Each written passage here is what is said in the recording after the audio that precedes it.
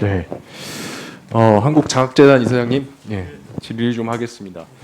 제가 보니까 지금 장학재단에서 재단체 발행하지 않습니까, 그죠? 예. 예, 그 재단체 이율이 연 1.4%에서 1.5% 예. 정도 되고, 반면 이제 학자금 대출 금리는 지금 2학기 때 낮아진 게 연 1.85%입니다. 그래서 차이가 0.3에서 0.4%. 이게 뭐 금융기관으로 비유하자면 예대 마진처럼 이게 발생을 하고 있는 건데, 이게 지난 5년간 한 506억 원 정도 되더라고요. 예.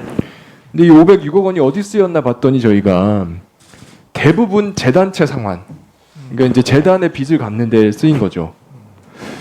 근데 저희가 이게 법적으로 확인을 해보면 장학재단 설치법에 사실 이 돈은 학자금 대출 이자, 학생들 이자 지원에도 쓸 수 있는 근거도 마련이 돼 있는데 이게 재단체 상환에만 집중적으로 쓰이고 있는 특별한 이유가 있습니까?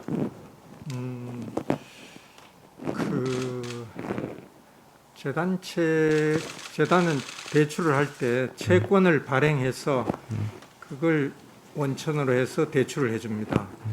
그렇기 때문에 계속 갚아 나가야 되는 것이죠.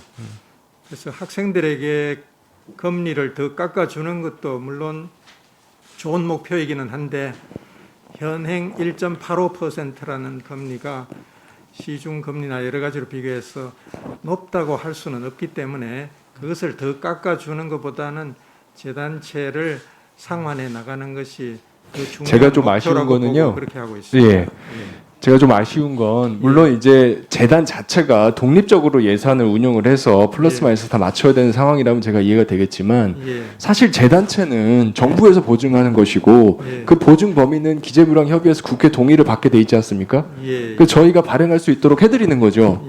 얼마든지 필요하면 정책적인 타당성이 있고 예산에서 허용이 되면 저희가 그거는 더 범위를 늘려드릴 수 있는 돈이에요. 근데 재단에서 스스로 이 예대 마진 유사한 금액을 만들어서 이것을 재단체 갚는데 쓰면서 학생들에게 이자 지원은 오히려 더 못 가고 있는 상황이 되다 보니 재단이 스스로 그렇게 할 특별한 이유가 있느냐, 제가 이게 의아한 거예요.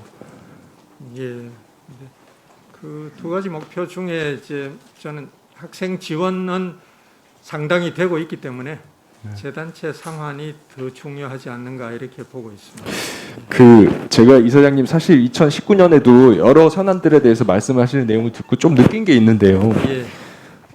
기재부에서 명시적으로 이 예대 마진 발생시켜서 재단체 상환해라라고 요구한 적은 없죠. 그런 요구는 한 적이 없죠. 네, 그러면 결국 재단에서 스스로 하고 있다는 이야기인데 제가 아쉬운 게 있습니다. 지금 한국장학재단의 목적이 있지 않습니까? 그죠? 제가 정관을 한번 확인해 보니까 정관이 이렇게 돼 있습니다. 제1조 목적. 경제적 여건에 관계없이 누구나 고등교육의 기회를 가질 수 있도록 지원함으로써 인재 육성에 기여함을 목적으로 한다. 경제적 여건에 관계없이 누구나 교육의 기회를 가질 수 있도록 지원하는 게 재단의 목적이지 않습니까? 그죠? 법도 그렇게 돼 있고. 그런데 지금 말씀하시는 내용은 사실상 기재부 장관이 말씀하시는 거 아닌가. 예산을 지금 어떻게 해서 아끼고 재무 구조를 건전하게 하는 게 이게 더 중요하다. 학생들에게 충분히 지원이 되고 있다. 이렇게 말씀하시는 것 같아서 굉장히 좀 아쉬워요. 오히려 이게 법이나 정관에서 부여한 직무에 조금 더 집중하시는 게 필요하지 않겠습니까? 근데 예대 마진이라고 하지만은 그 시중은행에 비해서는 아주 작은 예대 마진이 될 것 같고요. 그 재단의 어떤 재무적 건전성 유지라는 것도 상당히 중요한 목표이기 때문에 그렇게 말씀을 드립니다. 알겠습니다. 그 부분에 대해서 저는 여전히 굉장히 아쉽게 생각이 드는데 구체적으로 따져보죠. 그러면 지금 학생들이 충분히 지원을 받고 있다고 말씀을 하셨는데요. 지금 20대 파산이 늘어나고 있는 거 알고 계시죠? 그 파산자 중에서 학자금 대출자 비율이 얼마 되는지 혹시 모니터링 하고 계십니까? 그건 제가 잘 모르고 있습니다. 모니터링 하셔야죠. 재단에서 돈을 빌려줬는데 그 빌려준 학생들이 이걸 혜택을 받아서 정상적으로 사회에 정착하고 있는지 아니면 제대로 안 되고 있어서 파산하고 있는지 그거 확인하셔야 되지 않습니까?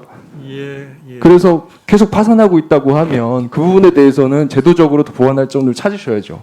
그렇습니다. 그리고 저는 이거는 수치는 쉽게 확인하실 수 있을 거예요. 왜냐하면 파산 신청을 하면 재단에도 채권자이기 때문에 법원에서 연락이 가거든요. 요거 좀 숫자 확인해서 저희한테 좀 보고를 해주십시오.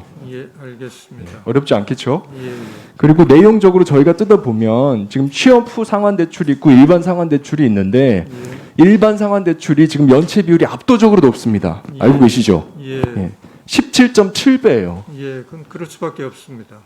그런데 저희가 보기에는 일반 상환 대출 자체가 예. 뭐 연체율이 높을 수밖에 없는 건 동의가 되지만 예, 그 대출을 좀 줄여가려는 노력은 좀 부족하다 이런 생각이 듭니다. 그 일반 상환 대출 비율이 오히려 늘어나고 있는데요. 예, 저희가 서면으로 장학재단에서 답변을 듣기로는 이게 변동금리여서 학생들이 기피한다. 예, 근데 사실은 제가 현장에서 얘기를 들어보면 꼭 그렇지만은 않습니다. 예, 변동금리라고 하더라도 저금리 시대가 한동안 간다. 이건 지금 상식이기 때문에 오히려 대출자 입장에서는 언제 될지 모르는 취업 이후에 갚는 게 낫지 당장 다음 달, 그 다음 달에 이자 갚는 게 더 낫지 않거든요. 이거는 연체 이자율 같은 정보들을 충분히 제공을 하시면 대출자들이 충분히 취업 후 상환 대출 쪽으로 더 유도가 될 수 있는 상황이니까요. 그 부분 좀 제도 개선하시기 바라고요. 또 전환 대출 잘 하고 계신데 전환 대출도 범위를 좀 늘리실 필요가 있다. 특히 지연 배사금 그다음에 이자 발생분 이거 다 갚아야지만 전환해주고 계신데요. 요것도 갚지 못하더라도 일단 전환하고 그 발생분에 대해서는 나중에 분납하다던가 이런 제도를 좀 만드시기 바랍니다. 예, 검토하겠습니다. 예.